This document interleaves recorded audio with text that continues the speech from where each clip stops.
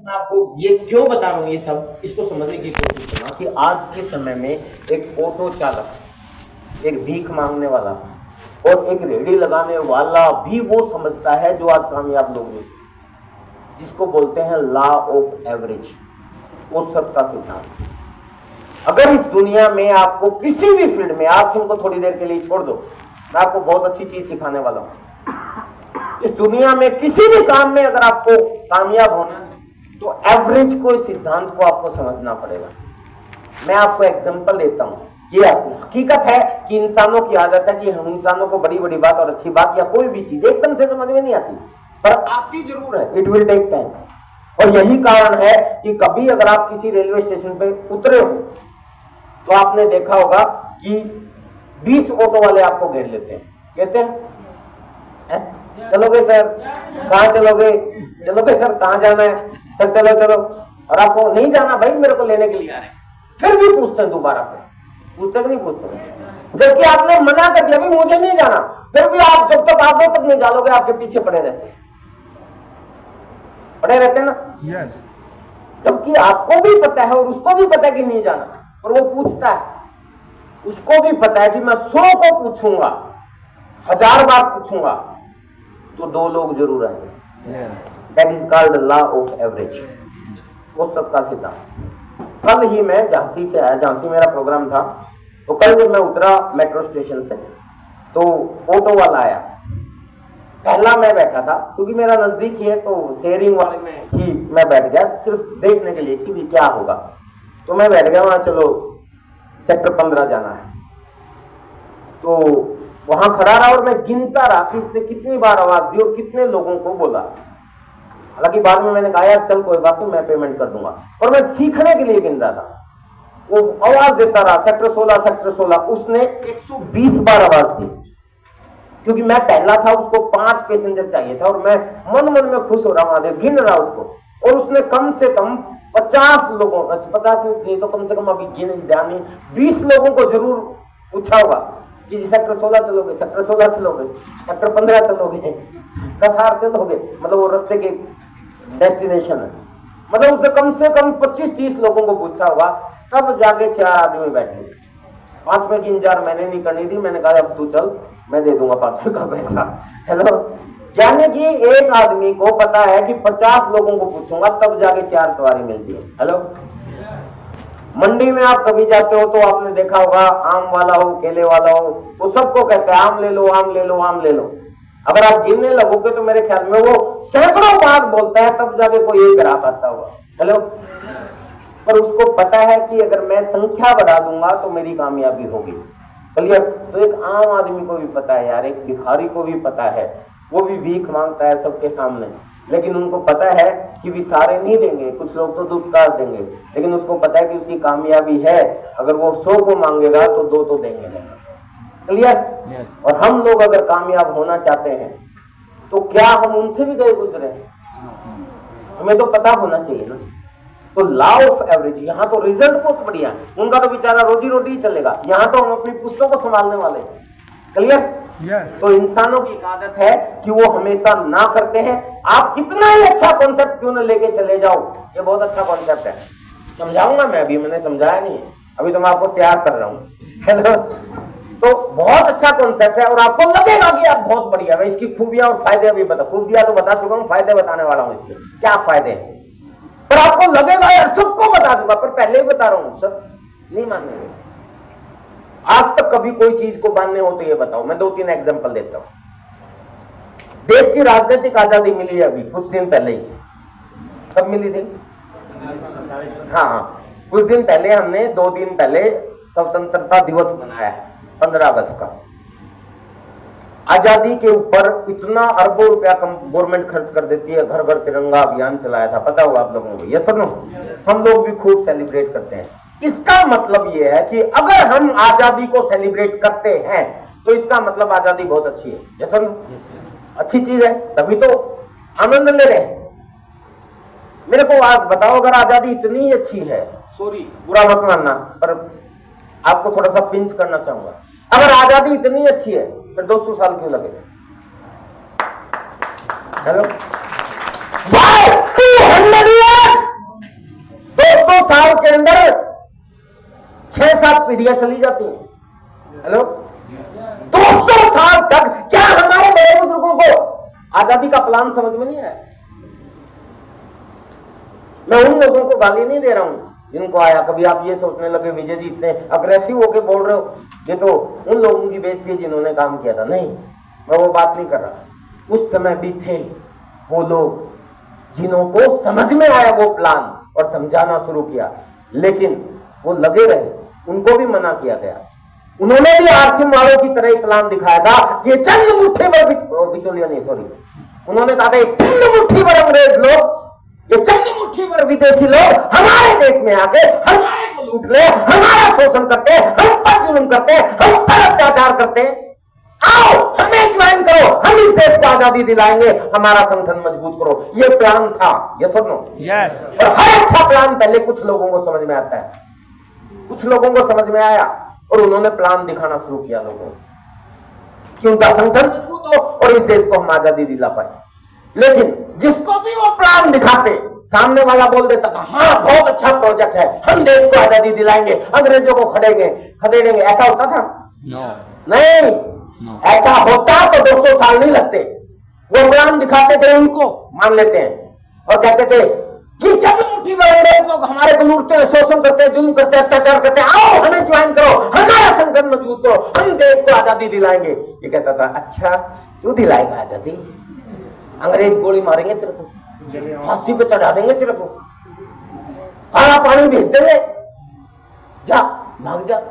मतलब ये रिजेक्ट कर देते थे प्लान।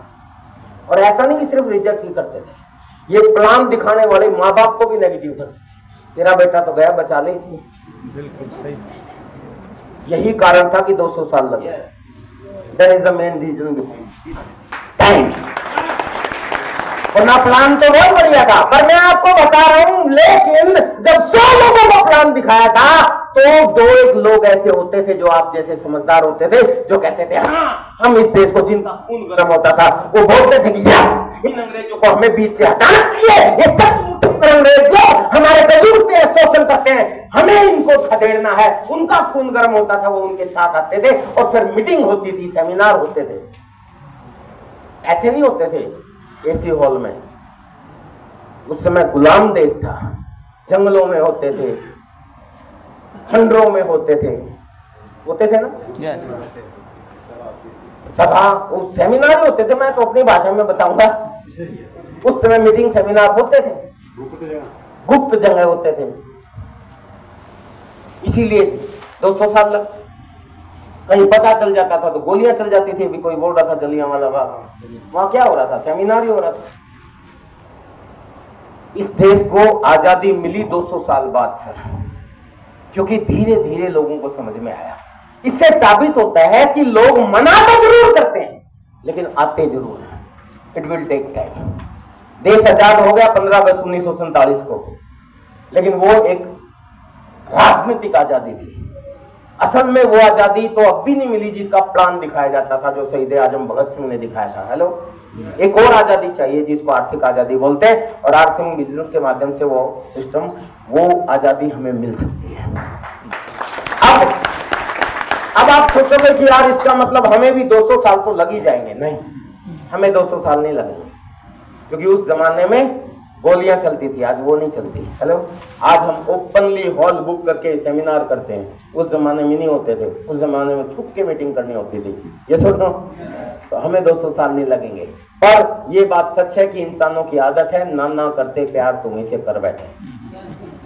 ये बिजली है, इससे पंखा चलता है। बड़े बुजुर्गों से पूछोगे तो एक जमाना ऐसा भी था कि जब नई नई बिजली आई थी, कनेक्शन देने का सिस्टम आया था, तो उस समय कोई बिजली ज्वाइन नहीं करना चाहता था। बिजली वाले भी प्लान दिखाते थे कि बिजली है, इसको ज्वाइन कर लो, आपके घर में उजाला हो जाएगा। और जैसे आरसीएम में रॉयल्टी अचीवर और टेक्निकल अचीवर का सपना दिखाते हैं ना, वो भी दिखाते थे आज तो उजाला होगा, लेकिन आने वाले समय में इसे टीवी भी चलेगा, एसी भी चलेगा, कूलर भी चलेगा, वॉशिंग मशीन भी चलेगी, सब कुछ होगा, जिंदगी आसान हो जाएगी। और सामने वाला प्लान दिखा के कहता था हाँ भरो फार्म, अभी ज्वाइन करता हूँ।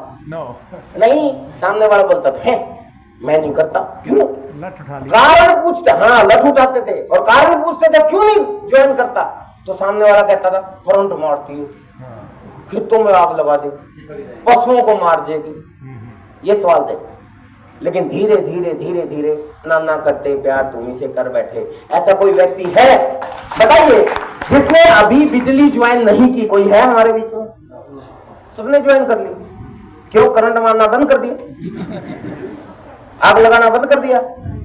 आज भी पूरी दुनिया में कहीं भी अगर आग लगती है 99.9% कारण बिजली होती है। लेकिन वो हम सब लोगों ने इसलिए ज्वाइन कर दी क्योंकि उसके एवरेज में जो फायदे हैं ना सर, वो बहुत ज्यादा है। चलिए इस सिस्टम में भी आपको वही देखना है कि ये करते हो तो लोग आपको अगर मना करते हैं तो उसकी एवरेज में जो फायदे हैं ना सर, वो बहुत ज्यादा है। हेलो, एक लास्ट एग्जांपल और दे दूं, हूं मैं नेचर का, वो देना जरूरी है ताकि आपको भी पता चल जाए कि आप भी इसी कैटेगरी में हो। क्यों? क्योंकि आप भी इंसान हो।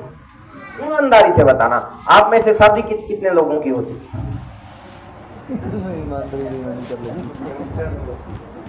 आपकी होगी, आपकी नहीं होगी? आपको दोबारा करवानी? चलो चलो ठीक है। मैक्सिमम लोग यहाँ शादीशुदा है। आप ध्यान से सुनना सर, उसके बाद मैं कॉन्सेप्ट समझाना शुरू करूंगा आपको। Thank you so much sir. हाँ जी, मैक्सिमम लोगों की शादी यहां पे हो चुकी है। अब ईमानदारी से आप में से सिर्फ वो हाथ खड़ा करेंगे जिन लोगों को जब शादी का प्लान पहली बार दिखाया गया था। हेलो, सबको कभी ना कभी पहली बार प्रपोजल आया होगा ना। वो आपकी सिस्टर हो सकती है, आपके मम्मी हो सकते हैं, आपके पापा हो सकते हैं, आपके रिश्तेदार हो सकते हैं, आपके चाचा हो सकते हैं, जिस प्लान में वो बाकायदा आपको पूरा प्रोजेक्ट समझाया कि ये लड़की है आपके लिए या ये लड़का है आपके लिए, और ये करता है, ये करता है, ये यहाँ का रहने वाला है, इसका ये काम है, ये है, वो है, पूरा प्लान शो किया आपको और कहा हम आपकी शादी करने वाले। पूरा प्लान दिखाया और आपको कहा कि भरूं फार्म, करोगे ज्वाइन। और जैसे ही पहला प्लान आपको दिखाया और आपने तुरंत ये कह दिया हाँ मैं तैयार हूं, कर दो मेरी शादी। ऐसे कितने लोग हैं? एक बार खड़े करो।